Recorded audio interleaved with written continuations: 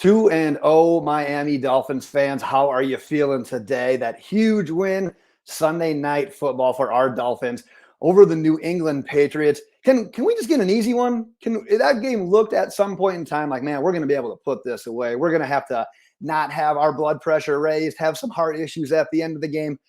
Dolphins did their Dolphin thing, man. They proved us wrong. They kept us at the edge of the seat all night on Sunday night. I am recording this Monday morning, so I've had a little bit of time to digest that game. Once again, these recap videos, we've got a lot to get to, a lot to unpack. We're going to talk about the game, the recap, the takeaways, talk about some miscellaneous player and game notes. Obviously going to do my game ball. And at the end of the video, we're going to finally announce the winner for the signed Jalen Waddle 8x10. But before we jump into everything, I want to hear from you. Your thoughts on Dolphins Patriots, drop them in the comments. Who's getting your game ball? Let's hear all of that news. Let's start with right where we need to, though, because I said that game got a little hairy at the end, and holy cow, what a wild, wild finish. What's with Dolphins games and the ball getting thrown or pitched to an offensive lineman, and there just being controversy surrounding that? That play was nothing short of incredible on both sides, offensively and defensively. It starts with Bradley Chubb, who had a very nice game, by the way. He gets like instant pressure on that ball, doesn't let the initial throw go past the sticks. He has to hit Gesicki. And then you get Justin Bethel, who doesn't get a ton of snaps defensively, and he didn't get Gesicki to the ground, but did a great job of just bear hugging and say, you know what, you're not going anywhere. And then on the flip side, because you got to give the Patriots a little bit of credit here, the presence of mind for Mike Gesicki to say, I'm not going to get out of this. I have to pitch it somewhere. Just to pitch it is simply a nice play by Gesicki. And then you got a Patriots offensive lineman. I think it was like number 59. Should have got his name down. He gives that healthy push to push you right to the first down marker.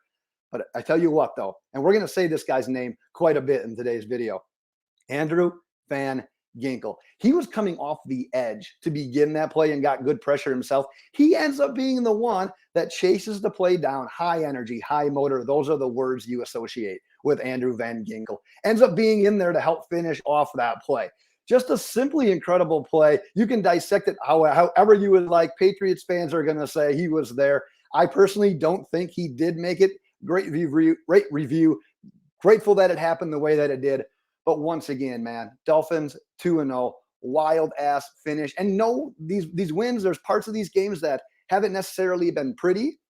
You could say that we wasted opportunities both offensively and defensively to finish this game off a couple of different times. But at the end of the day, we held on and won in a wild fashion for the second straight week. So that means you're 2-0, you're atop the AFC East, and you get to head into your home opener against the Denver Broncos, who haven't won a game yet. So we've got that going for us as well. You accomplished all of this on the road. You accomplished all of this without your best offensive lineman in Teron Armstead. Well, obviously without Jalen Ramsey, who is arguably your best cornerback, without Jalen Phillips on Sunday. So yeah, it wasn't pretty, but Dolphins fans, you've got a lot to be proud of with this team. You're 2-0, and you have arguably one of the most feared, if not the most feared, offense in the entire NFL, which we're going to talk a little bit more about as we go on as well. But let's go into another takeaway, because this is one that I didn't necessarily see coming, and it's Raheem Mostert. It's that running game, and it's being a successful running game and sticking to that running game, because Mostert goes 18, 121, the 2 touchdowns. He goes 6.7 yards per pop. Now, Belichick, the Patriots defense, they had a plan, and that was what we thought. It was take away Tyreek, take away Waddle, basically play coverage. 3 safeties, more guys in the secondary. We're clogging that deep middle. But what did Mike McDaniel do? And Tua talked about it in the postgame as well. We went with what they gave us. We went with the running game. We leaned on the running game, and we stuck with the running game. At one point in time, I was just kind of curious. I should have noted when I did this. But the Dolphins had like 20 carries, and they weren't averaging much per carry. They didn't have a ton of success with it, but they weren't abandoning it. And at that point in game, to have 20 carries was fairly impressive. But what it was doing, because like I said, they weren't popping runs at that point in time, but you were giving yourself second and manageable and third and manageable situations, which is obviously huge when it comes to being able to run a successful offense. So I absolutely loved against that defense to show that we stuck with it. We didn't abandon the running game as well. And then to see Raheem Mostert really come in, and he's had his fair share of injuries. he's been questioned. We keep talking about Jonathan Taylor and Delvin Cook and all these guys that we're going to bring in. But he comes in and he handles the brunt of the work. Savon Ahmed goes down. We can see Devon Achane get a couple of touches. I think he had one carry. It'll be interesting to see what they do with the snaps moving forward. But right now, happy with how he handled the run game last night. Happy with Raheem Mostert's production and just his ability to just really handle the load in that. And most importantly, McDaniel for sticking to the running game and not abandoning it. Let's talk about this guy. This guy deserved first takeaway acknowledgement, but we obviously had to start with the crazy ending of that game. But Andrew Van Ginkel just completely taking advantage of the opportunity that he got. The inactives come out. You see there's no Jalen Phillips. That's not ideal, to put it nicely. That is not ideal. But Andrew Van Ginkel, high effort, high energy, high motor, took absolute complete advantage of the opportunity he had. 6 tackles, a sack, a tackle for a loss, a pass defense, 3 quarterback hits, and then obviously he chipped in on that game-sealing tackle. You look at him, and I know it's kind of cliche, next man up mentality, and that's kind of what he has. That's what he's done.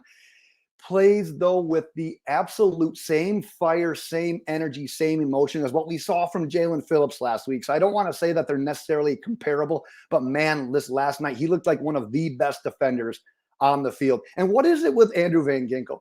Not just last night, but basically throughout his entire career with the Dolphins. Why does he always seem to be around the ball? Why does he always seem to have his big plays come at the most clutch times? That is his calling card with this defense since he's been in the league. His sack came right after Tua's ill-advised interception, but right after that interception, New England goes 3 and out in large part because of that Van Ginkel sack. And what happens? New England punts the ball. The next play, Mostert breaks off a 43-yard touchdown. That is just unbelievable timing. That is setting up your special teams and your offense once you get the ball back to be able to make plays, and that's exactly what happened. So I am going to go out of order. I usually save game ball for the end. Let's not bury it anymore. Van Ginkel. Van Ginkel gets my game ball. If you guys have anyone different, go ahead, drop it in the comments. Let's talk a little bit about Tua and this offense. Because one thing that I'd really like to see, so many times over the first just 2 weeks of the season, we're seeing Tua like damn near cock back and make a throw just after his first read's not there. He's like, oh, I'm going to go here then. And it's not quite there. And he's been able to hold that back. And we've seen him make that throw so many times in his career leading up to that point. Well, he's kind of past that. And now he's to the point where if that next read's not there, he's either eating it and getting out of the play and living to see another day, which we absolutely are cool with. I don't think we're going to run into a Dolphins fan that's not cool with that, or he's continuing to just work through his progressions, make his next read and get the ball out. That's what we're loving to see from him in this offense. And that's the growth that we needed to see in year 2. 2 interceptions through 2 weeks. Obviously, that is not ideal. They've been 2 ill-advised throws that you probably would want back in both situations. Like, you can't overlook that completely. Definitely need to clean that up. But keep this in mind. It's only week 2. We're continuing to evolve in this offense. And outside of those 2 turnover drives, what have we had? 2 3 and outs, maybe 2 punts, 3 punts. We have been unbelievable and more efficient with this offense, consistently marching down the field and just showing that your offense isn't just like we're going to score, then a punt, a field goal, a punt, a touchdown. You want to see consistency with the offense, and that's exactly what we're getting right now. We look so competent on offense. What's the most yards over a 2-game span in Dolphins history. And it didn't even look like we were like crushing it offensively against the Patriots. We were taking what they were giving it, but we were moving down the field consistently, and that's what we need to see. That drive before halftime, 7 for 7, 69 yards, the touchdown to Tyreek Hill. Absolutely textbook. You finish that drive with 6, and you give New England no time to do anything with that ball once they get it. And then boom, it's halftime. And then you get the ball to start the third quarter. Now, we didn't take advantage of the double dip in that situation, but that's exactly how you want to see that play out. But Mike McDaniel deserves his fair share of credit in this as well, because the evolution that we're seeing from his offense cannot be understated. My favorite play probably from last night was the screen pass to Jalen Waddle. I believe it was on 2nd and long. But you motion Tyreek, you're lining him inside, and you're motioning him out where he's already getting a running start. And all that we're seeing that work for this year, more teams are going to start doing that, by the way. You're getting him closer to his full speed when the ball is snapped. And all you're doing is putting more fear in the defense, and you're creating more space. Well, guess what? You got this fast guy running down the sideline that you have to account for. And then you get another 4-3 guy that just happens to tuck in, gets the screen with plenty of room to run. Damn near broke that. That right there is the evolution of this offense, and it's absolutely play calling at its finest. So I love that as well. Let's go to a couple of areas of concern. I don't want to dwell on these too much. We are 2-0, 2 road wins, but let's talk a little bit about it. Connor Williams and shotgun snaps. Got to get fixed. Connor Williams, Tua Tagovailoa, under the center exchanges, got to get fixed. For the millionth week in a row, fix this. As Mike McDaniel famously once said last year, fix this. One of those last ones came on that crucial 3rd and 1 late in game. Like I said earlier, we had opportunities to seal this game. We have the bad center quarterback exchange, pushes us back to 4th down to the point where you're not really going to go for it. You got to settle for a field goal. And not only do you got to settle for a field goal, but now it's 50 plus against the guy who's already got that in his head, against the guy who's already got one blocked on, quite honestly, one of the coolest special teams blocked field goals of all times. You've got to get that fixed because that damn near cost us this game. Next, penalties in the secondary.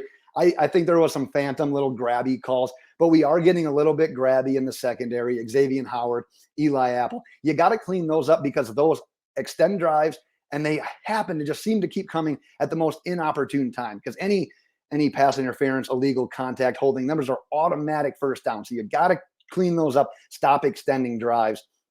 Next, Waddle hitting the back of the head. We got to look at that just from an injury concern of everything. I didn't get a chance to look to see if there's any new news today, but that we'll have to keep an eye on his practice throughout the week. And then just a couple of final shouts here before we get into that Waddle drawing.